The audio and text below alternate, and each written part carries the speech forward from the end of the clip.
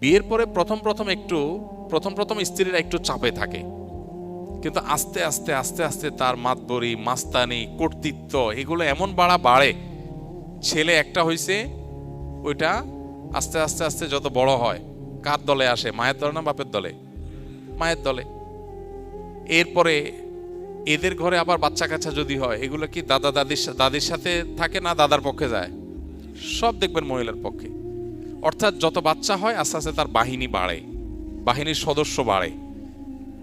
জোয়ান কালে যেই পুরুষ বাঘের মতো বউরে উঠাইতে বসাইতে সকাল বিকাল, বুড়া কালে সে আস্তে বিড়ালের মতো হয়ে যায়, কারণ তার কোনো লম্বা গলায় কথা বলার সুযোগ থাকে না। বুড়ি যা বলে সেভাবেই সংসার চলে, ঠিক না ঠিক? ইসলামের সৌন্দর্যটা এখানে। ইসলাম বলে মেয়েদেরকে একটু সবর করো, সাংসারিক জীবনে একটু সবর করো। ননদ জ্বালাতন করে, দেবর জ্বালাতন করে, উল্টা পাল্টা করে, অন্যায় করে, ওরা অবশ্যই অন্যায় করে, কিন্তু তুমি সবর করো। শুরুতেই অস্থির হয়ে সংসারটা ভেঙে ফেলো না।